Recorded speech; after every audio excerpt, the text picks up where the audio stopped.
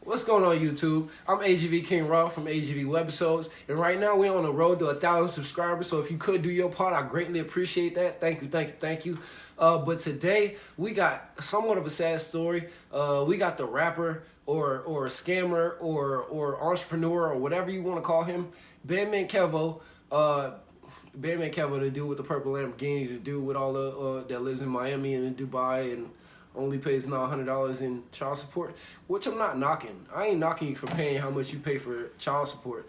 But the thing is, like, is you really supporting them children? That's 6 kids. You pay $900 a month in child support. And then the way you explain it was you own your own businesses, so you only pay yourself a certain amount so you can.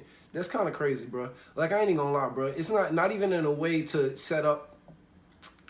Not even in a way to benefit the baby mamas. I'm not saying it's crazy in a way that, oh, you should be paying more because the baby mama, because really all the baby mamas usually use that money on is like probably the rent, probably the car they drive, probably the nails that they got on, probably the jewelry, probably the clothes. A lot of the times you pay a baby mama like $1,000 in monthly support, and then like $500 of that goes to her being at the club for that weekend. And then the other $500 goes to. It remind me of the movie Weeds. You ever seen the movie Weeds when the white lady was working for the mayor of the city in California, and the mayor was like, "Oh, I got 5K," and she was like, "Oh, okay, well, I got 5K." Well, and then she gave it to her little nephew, and she was like, "Well, here, you got 2K." Make it look like 5K. But the mayor was like, here's 5K, make it look like 10K. Like, that's just how it be. Like, when it comes to those type of stuff, like, when it comes to that type of stuff and those type of scenes, like, those, like, people that, like, it's just gonna be like that. Like, if you are the person that grows the apple trees, right? You're not necessarily gonna tell everybody in your city how many apples you're growing. Like, you're not gonna do that because your family need apples. You get what I'm saying? And it's always, you got a little thing, you may want to make some apple pies, you may want to do. The main thing is you never tell people what's in both of your hands. You only tell them what's in one hand so they don't even think about the other one. But that's how it is. I understand it when it comes to the taxes. But when it comes to the kids, though, your kid, 15 years old, I don't know, I think they say gunned down in Kalamazoo. It's like, that's crazy, bro. How you move to Miami, then you get out the feds, you move to Miami, then you move to Dubai, then you got your $1 million Lamborghini parked on the street in Miami getting broke into, and it's like you get to the car, it's oh my gosh, yeah, they stole my bag, they stole this, they scratched the carbon fiber. Your son is in the hood. Your boy is in the hood. How did that even make sense? It don't make sense to me. But the fact of the matter is, his son was gunned down, 15 years old, in Kalamazoo, and that's sad. I pray for the family. I pray for the mom, because no kid should lose their life at 15 years old. That's horrible. But it's like, for you to be the dad of a kid like that, and like street niggas got pictures in their phone of your kid sending the messages like, oh, you need a worker, and you supposed to be a scammer. I ain't even bigging up scammers. It's just the fact that you got bread, you got a Lamborghini, your kid is 15 years old, you paying $900 in child support. It's like, obviously none of that is going to the little nigga's shoes. But that's not even the point here. The point here is that you done moved all the way to Dubai and to Miami and back and forth everywhere you want to be, but your kid is still in the hood texting niggas and messaging people on Facebook like, oh yeah, Bandman Kevo my dad. And niggas don't even believe it because Jit so broke. That's crazy, bro. That's crazy. Because I was just having a conversation with somebody and it was like, oh yeah, what you gonna, we was talking about DDG and it was like, okay, what you gonna do if your son say he wanna be a rapper? I was like, if my son ever tell me, hey, he want to be a rapper, I smack the shit out of him for one, and then tell him get your head back in the books. Go read a book. Go do something that got to do with a book. Go add 1 + 1 + 1 + 1 until it get to wherever you trying to get in life. Cause you thinking about the wrong thing if you want everybody to just know your face. If your key to like being super wealthy is people seeing your face it's like, bro, you're tripping. Like, no, because a lot of the times the most wealthy people don't even want to be seen. The bosses, the real bosses of bosses are cool with being like omnipresent and seeming like they're nobody.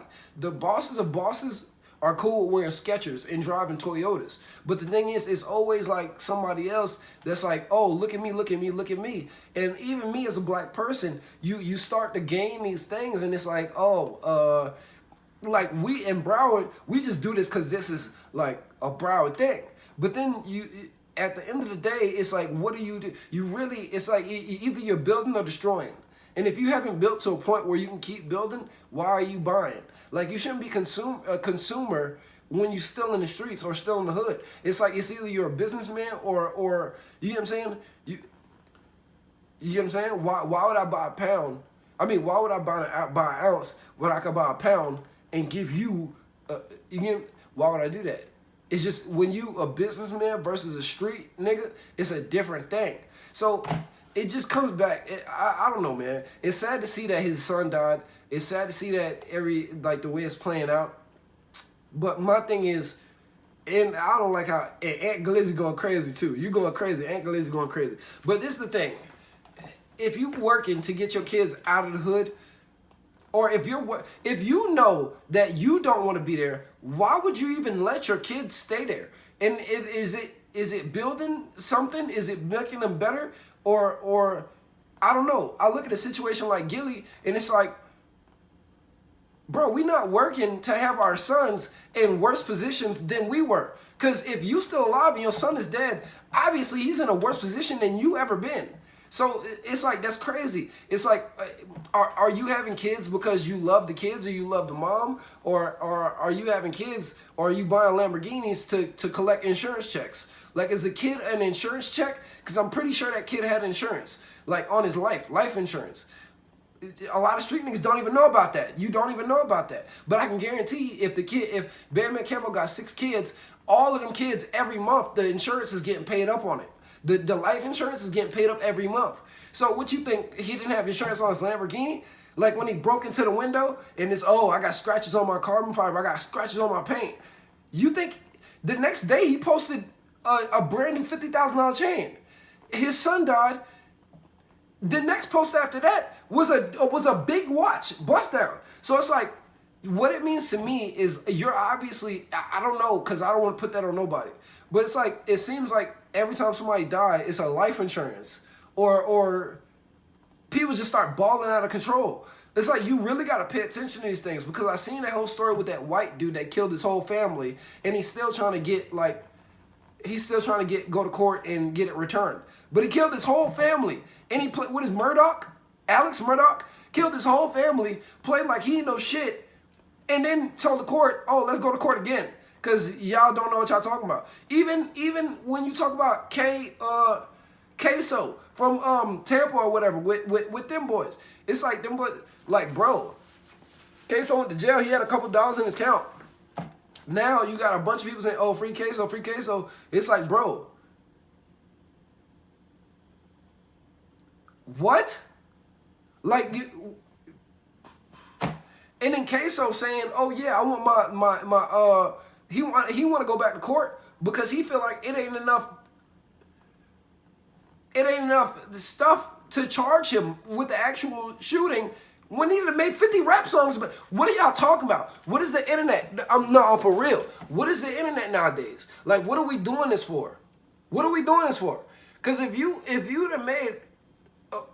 don't work for nobody, if you don't work a job, but you making money and you still living, but your kid is getting killed in the hood, bro, you failed in life, bro. You failed in life. And I ain't gonna lie, me as a person, I wouldn't even feel right, like, going about my day knowing that I'm that type of person. But that's just me, man. And this is AGV Webisodes. I appreciate y'all for watching. I love y'all. God love y'all more.